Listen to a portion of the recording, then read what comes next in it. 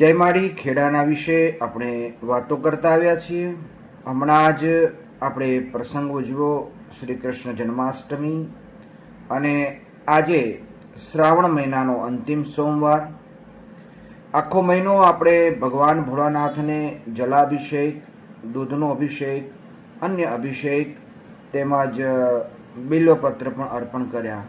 જેની જેવી ભાવના, શ્રદ્ધા તે પ્રમાણે આપણે પૂજન કરતા રહેલા છીએ, અને કરવું પણ જોઈએ. ભગવાને ખુદે કહ્યું છે, યાદૃશી ભાવના યસ્ય સિદ્ધિર્ભવતી તાદૃશી યે યથા મામ પ્રપદ્યન્તે તાંસ તથૈવ ભજામ્યહમ.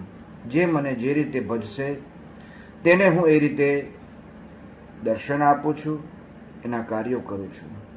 પત્રમ પુષ્પમ ફલમ તોયમ યો મે ભક્ત્યા પ્રયચ્છતિ તદહમ ભક્તિપહૃતમ અશ્નામી પ્રયતાત્મના. ચાહે ફળ, ફૂલ, પાણી ગમે તે પણ અર્પણ કરો છો, જે ભાવથી અર્પણ કરો છો ભગવાન સ્વીકાર કરે છે. મારે વાત એ કરવી છે કે પરમ પૂજ્ય માળી ખેડાના જીવનમાં શિવ શક્તિની ભક્તિ એટલી મહાન એમણે સ્વીકૃત કરી અને એના મય તેઓ એમનું જીવન વ્યતીત કરતા રહ્યા. શ્રાવણ મહિનો છે, આપણે તો માત્ર શ્રાવણ મહિના પૂરતું જ ભગવાન ભોળાનાથને અભિષેક કરતા હશું, પણ પૂજ્ય માળીએ પોતાના જીવનકાળ દરમિયાન ખેડા ખાતે દર રવિવારે શિવ અભિષેકનું આયોજન કરતા. આ શિવ અભિષેક કેવો, જેમાં લાખો લીટર દૂધ અત્યાર સુધી ભગવાન ભોળાનાથને અર્પણ કરવામાં આવ્યું.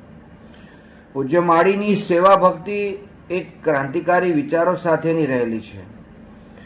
મંદિર છે, ધર્મધજા છે, ધર્મધજાની સાથે રાષ્ટ્રનો તિરંગો છે. મંદિર છે, મંદિરમાં દાન પેટી નહીં, કોઈ પાસેથી ઉઘરાણું નહીં. અને પૂજ્ય માળી આ શિવ અભિષેક દરમિયાન જે પણ શિવ અભિષેક કરતા અને કરાવતા, એમાં પણ વિશેષતઃ જે દૂધ છે અભિષેકનું એકત્રિત કરવામાં આવતું, એમાંથી દર મંગળવારે વલોણું કરી અને એમાંથી માખણ, છાશ જે પણ નીકળે, માખણ ટીબીના દર્દીઓને આપવામાં આવતું વિના મૂલ્યે. અને છાશનો પ્રસાદી રૂપે ખેડાની અંદર અલગ અલગ વિસ્તારોમાં, છેવાડાના ગામડાઓ સુધી આ છાશનું વિતરણ કરવામાં આવતું હતું. એ પરમ પૂજ્ય માળીના વિચારો આપણે જોઈશું તો ખબર પડશે કે કેટલા ઉચ્ચ વિચારો છે એમના. અને પૂજ્ય માળીએ શિવની ભક્તિ જે કરી, શ્રાવણ માસનો આ દિવસ છે, આજે શ્રાવણ મહિનાનો છેલ્લો સોમવાર છે.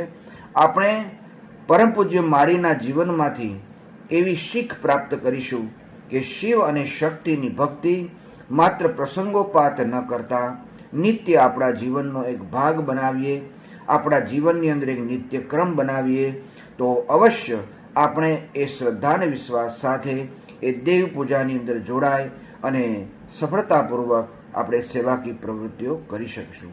પૂજ્ય માળીનું કાયમ માટે સૂચન રહેલું છે કે ખેડા ખાતે કોઈ પણ પ્રકારનું ઉઘરાણું નથી, પાય પૈસો કોઈને આપવો નહીં, ખેડાના નામે કોઈ પાવતી નહીં. ખેડાના નામે કદાચ તમારી પાસે કોઈ ઉઘરાણું લઈને આવે તો તેમને નજીકના પોલીસ સ્ટેશનમાં જાણ કરી દેવા વિનંતી છે.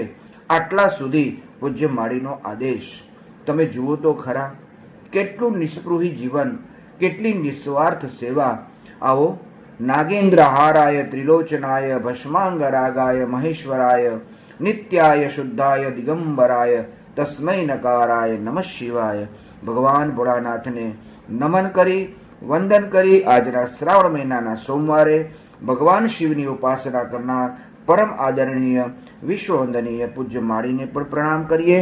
અને આપણે પણ શ્રાવણ માસની અંદર જે કંઈ પૂજા થઈ તેમાંથી પ્રેરણા લઈ આપણા જીવનની અંદર તેને નિત્યક્રમ બનાવીએ. એ જ ભાવના સાથે આપણે ફરી બીજી વાત કરવા માટે મળીશું.